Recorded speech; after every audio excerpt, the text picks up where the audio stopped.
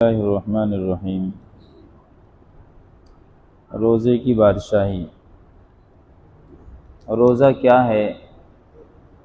اسے ایک جملے میں بیان کیا جائے تو یہ اپنے اوپر بادشاہی کرنے کا نام ہے۔ بلا شبہ اپنے اوپر بادشاہی کرنے سے زیادہ بڑی نعمت اس دنیا میں کوئی نہیں ہے۔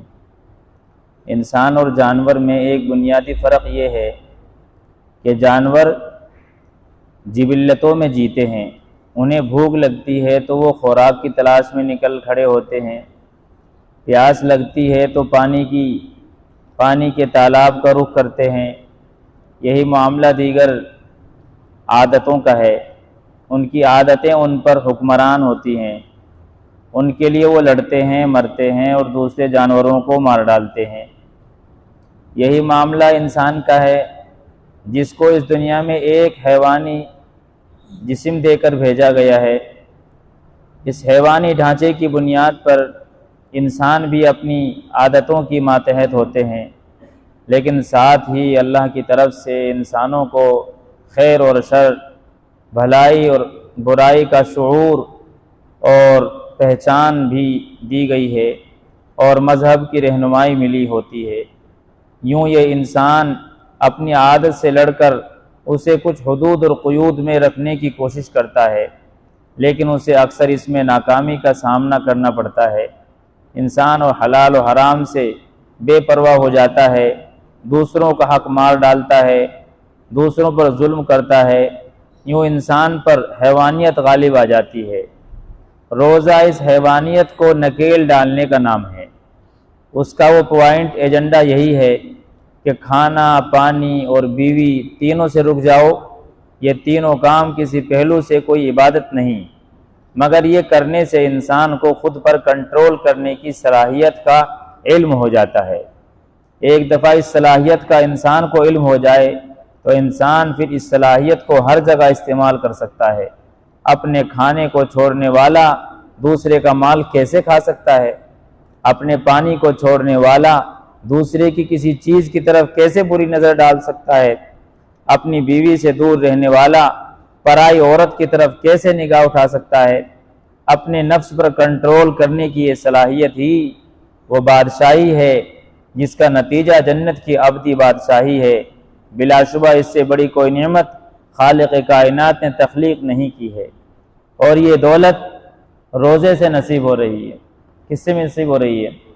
روزے سے نصیب ہو رہی ہے۔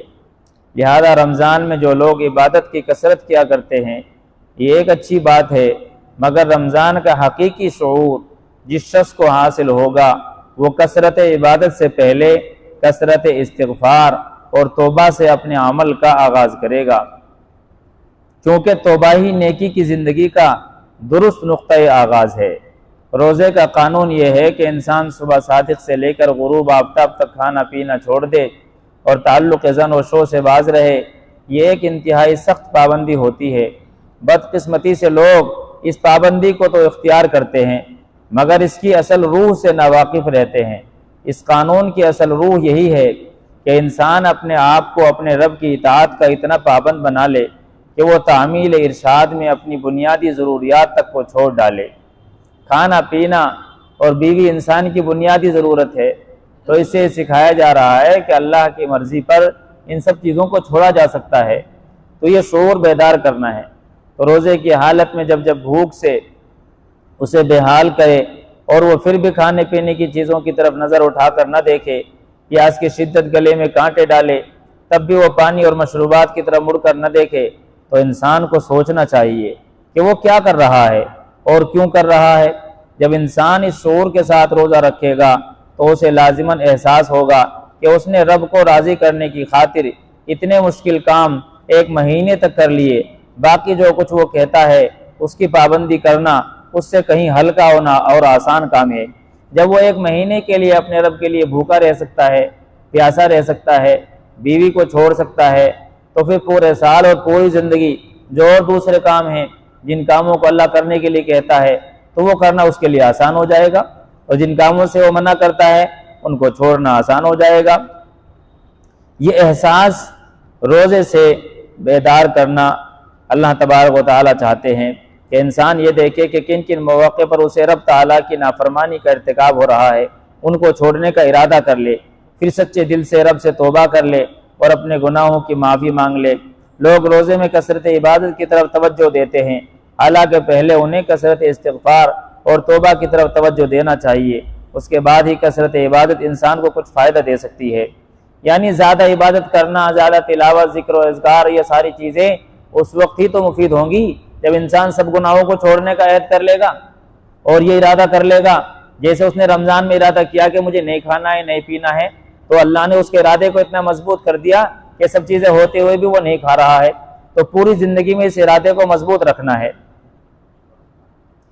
تو ہر روزے دار یہ بات اچھی طرح جان لے کہ روزہ ایک مضبوط ارادے کے بغیر نہیں رکھا جا سکتا ہے۔ وہ جو روزہ رکھ رہا ہے ایک مضبوط ارادے کے بغیر نہیں رکھا جا رہا ہے۔ روزے کی حالت میں جب انسان صبح صادق سے غروب آفتاب تک بھوکا پیاسا رہتا ہے، یہ کیفیت اپنے اندر بیک وقت تین چیزیں رکھتی ہے۔ پہلی تو یہ کہ انسان اپنی پسند اور خواہش کی چیزوں سے رک رہا ہے۔ بھوک میں پیاز اور چٹنی بھی انسان کو لذیذ کھانوں سے بڑھ کر محسوس ہوتی ہے، مگر روزے دار خود پر قابو رکھتا ہے اور ہر طرح کا کھانا اور مشروبات قابو میں اس کے پاس ہونے کے باوجود اس سے خود کو روکتا ہے۔ یہ مضبوط ارادے کے بغیر ممکن نہیں ہے۔ یہ اتنا مضبوط ارادہ ہے، اتنا مضبوط ارادہ ہے کہ اس مضبوط ارادے کی بنیاد پر وہ ساری زندگی اپنے رب کی اطاعت پر جی سکتا ہے۔ دوسری چیز ضرورت ہے، کھانا پینا انسان کی بنیادی ضرورت، جس کے بغیر وہ کمزوری محسوس کرتا ہے اور معمولات کے انجام دہی میں اسے مشکل پیش آنے لگتی ہے، مگر روزہ دار اپنی قوت ارادی کو استعمال کر کے کمزوری جھیل کر بھی خود کو کھانے پینے سے دور رکھتا ہے۔ تیسری اور سب سے بڑی چیز وہ تکلیف اور اذیت ہے جو بھوک اور پیاس کو برداشت کرنے سے ہوتی ہے۔ اب پیاس لگ رہی ہے اور جی کر رہا ہے پانی پینے کو لیکن نہیں پی رہا ہے، بھوک لگ رہی ہے اور جی کر رہا ہے کھانا کھانے کو لیکن نہیں کھا رہا ہے، تو بھوک اور پیاس کی ایک تکلیف ہوتی ہے۔ جب آدمی کو بھوک پیاس لگتی ہے اور وہ نہیں پانی پیتا ہے تو ایک تکلیف محسوس کرتا ہے، تو یہ تکلیف محسوس کرنے کی صلاحیت اس کے اندر پیدا ہو رہی ہے، بھوک اور پیاس برداشت کرنے سے ہوتی ہے یہ۔ مگر ایک دفعہ پھر روزے دار اپنے ارادے کی مضبوطی کی بنا پر موسم اور بھوک و پیاس کی مشقت اٹھا کر بھی ایک مہینے تک روزے کی عبادت پر ڈٹا رہتا ہے اور جمع رہتا ہے، تو پھر یہ کیسی بدقسمتی ہوگی کہ ایک مہینے تک اپنی خواہشات، ضروریات اور سخت مشقتوں کے سامنے ڈٹ جانے والا یہ روزے دار رمضان کے فوراً بعد اپنی اس مضبوط قوت ارادی کو بھول جائے، وہ معمولی قسم کے گناہ، خواہشات، شیطانی ترغیبات کا شکار ہو جائے۔ تاہم اگر ایک روزے دار رمضان کے مہینے میں یہ فیصلہ کر لے کہ جس قوت ارادی کے بل پر اس نے ایک مہینہ روزے کی مشقت کو جھیلا، اس کو استعمال کر کے وہ رمضان اور اس کے بعد ہر گناہ چھوڑ سکتا ہے۔ جو مضبوط ارادہ اسے کھانے کو چھوڑا رہا ہے، رمضان میں پینے کو چھوڑا رہا ہے، وہی مضبوط ارادہ اس کی زندگی میں ہر گناہ کو چھڑا سکتا ہے، اور وہی مضبوط ارادہ اسے اللہ کے ہر حکم پر جما سکتا ہے۔ تو اللہ تبارک و تعالیٰ روزے سے ہمارے اندر یہ صلاحیت پیدا کرنا چاہ رہے ہیں۔ بھوکا پیاسا رکھنا مقصود نہیں ہے گناہ کا، روزے کا۔ تو رمضان کے بعد بلا شبہ انسان کی قوت ارادی کے لیے ایک معمولی بات ہوگی۔ اگر رمضان میں یہ بات کسی کو حاصل ہو گئی تو بلا شبہ رمضان میں اس نے جنت کی کامیابی یقینی طور پر حاصل کر لی۔ یعنی اگر کسی کو یہ قوت حاصل ہو گئی کہ اس نے ہر گناہ سے رکنے کا سیکھ لیا اور ہر اطاعت پر جمنے کا اس نے من بنا لیا، اس ارادے کے ذریعے سے جو ارادہ اسے رمضان میں نصیب ہوا ہے، تو اس نے رمضان کی حقیقت کو پا لیا، رمضان کے فلسفے کو سمجھ لیا کہ رمضان کا فلسفہ کیا ہے، رمضان کیوں لایا گیا ہے اور رمضان کا مقصد کیا ہے۔ اللہ تبارک و تعالی ہمیں رمضان کی اس حقیقت کو سمجھ عطا فرما دے، اور جیسے ہم نے ایک مہینے تک روزے رکھے ہیں اور روزے میں ہم نے اپنے نفس کی پابندیاں کی ہیں اور ہم نے اپنے ارادے کو مضبوط کیا ہے اور مضبوط ارادے کی بنیاد پر ہم گناہوں سے رکے ہوئے ہیں، اللہ ہمیں پوری زندگی اسی طریقے سے گناہوں سے رکنے والے بنا دے اور اس مضبوط ارادے پر اللہ ہمیں جمنے والے بنا دے۔ ایک تو روزہ تھا ہمارے یہ رمضان کا ایک مہینے کا، یہ تو تھا چھوٹا روزہ، ایک روزہ ہے ہمارا پوری زندگی کا روزہ۔ پوری جیسے روزے میں ہم کیا کھاتے ہیں، کیا نہیں کھاتے ہیں، کب کھاتے ہیں، کب نہیں کھاتے ہیں، ایسے ہی اس چھوٹے روزے سے ہم بڑے روزے کی طرف جا رہے ہیں جو پوری زندگی کا روزہ ہے۔ اب پوری زندگی میں ہمیں کب کھانا ہے، کیا نہیں کرنا ہے، کیا کرنا ہے، کیا نہیں کرنا ہے، یہ پوری زندگی کا روزہ ہے۔ اور اس روزے کی افطاری ہوگی ہماری حوض کوثر پہ، ہمارے آقا صلی اللہ علیہ وسلم کے ہاتھوں کے ذریعے سے ہمیں جام پلایا جائے گا۔ جو وہ کام کر کے جائیں گے جنہیں اللہ نے کرنے کا کہا ہے، اور ان کاموں سے رک کے جائیں گے جن کاموں سے اللہ نے روکا ہے، تو پھر اللہ کے نبی صلی اللہ علیہ وسلم حوض کوثر پہ اپنے ہاتھوں سے ان کی افطاری کرائیں گے۔ اللہ تبارک و تعالی ہمیں اس رمضان کے چھوٹے روزے سے زندگی کے بڑے روزے کو سمجھنا نصیب فرما دے۔ آمین۔ وآخر دعوانا الحمدللہ رب العالمین۔